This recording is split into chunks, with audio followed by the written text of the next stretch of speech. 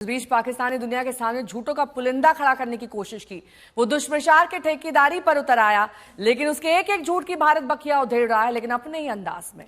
प्रधानमंत्री मोदी और रक्षा मंत्री राजनाथ सिंह एयरबेस में जा रहे हैं, जवानों से मुलाकात कर रहे हैं, उन्हें संबोधित कर रहे हैं और दुनिया को बता रहे हैं कि हमारे एयरबेस पर हमले को लेकर पाकिस्तान सिर्फ झूठ बोल रहा है, मक्कारी कर रहा है। जय हिंद।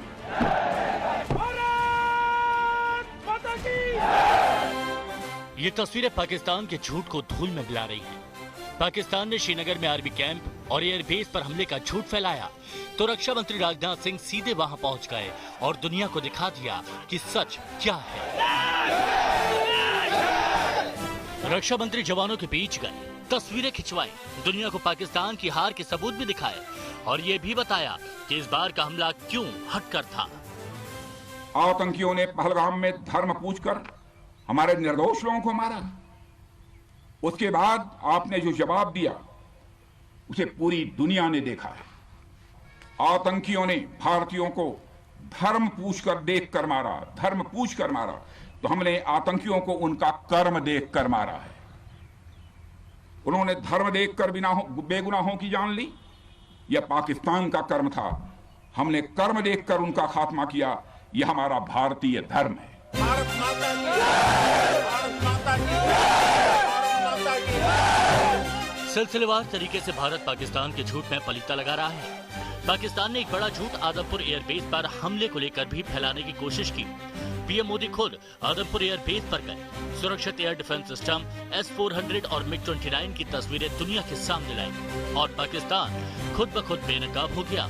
पीएम मोदी ने भी बता दिया कि आगे बात सिर्फ और सिर्फ आतंकवाद और POK पर होगी। अगर पाकिस्तान से बात होगी तो टेररिज्म पर ही होगी। अगर पाकिस्तान से बात होगी तो पाक ऑक्युपाइड कश्मीर POK उस पर ही होगी। तो पाकिस्तान के एक एक झूठ के बड़े ही करीने से धज्जियां उड़ाई जा रही हैं। पीएम मोदी का आदमपुर एयरबेस जाना पाकिस्तान के झूठ पर पहला प्रहार था। रक्षा मंत्री राजनाथ सिंह का श्रीनगर एयरबेस जाना पाकिस्तान के झूठ पर दूसरा प्रहार था और आज रक्षा मंत्री का भुज एयरफोर्स स्टेशन जाना पाकिस्तान के झूठ पर तीसरा प्रहार है। झूठ की जिंदगी ज्यादा लंबी नहीं होती। पाकिस्तान में झूठ भी खुद अपनी मौत मरता जा रहा है। पाकिस्तान ने जहां जहां हमले के खोखले दावे किए थे, भारत वहां की हकीकत दिखा और बता रहा है। भुज से ब्रजेश दोषी के साथ मंजीत नेगी, दिल्ली आज तक। और लाइव अपडेट्स के लिए सीधा हमारे संवाददाता का रुख करते हैं। ब्रजेश दोषी हमारे संवाददाता हमारे साथ जुड़े। ब्रजेश, क्या कुछ इस समय रक्षा मंत्री कर रहे हैं, प्लीज बताएं।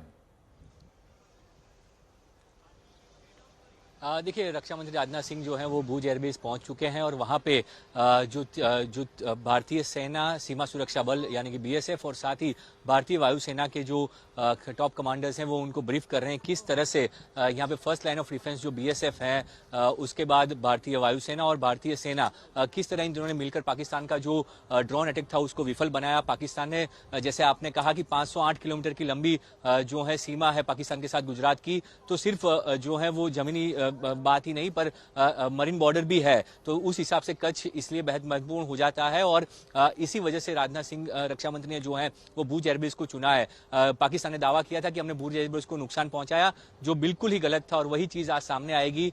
जो बड़े एयरबेस की बात की गई थी उसमें आदमपुर और भुज, ये दो नाम पाकिस्तान की ओर से लिए गए थे। आदमपुर प्रधानमंत्री गए थे और यहाँ पे रक्षा मंत्री आ रहे हैं एक सीधा मैसेज देने के लिए कि कोई नुकसान नहीं हुआ है और हमारी जो वायुसेना है उसने बहुत बेहतरीन मुकाबला किया था। जो भी ड्रोन अटैक पाकिस्तान के द्वारा किए गए उसको विफल बनाया गया और उसको जो है वो सभी ड्रोन ध्वस्त कर दिए गए। तो वो एक बड़ा मैसेज यहाँ से जाएगा।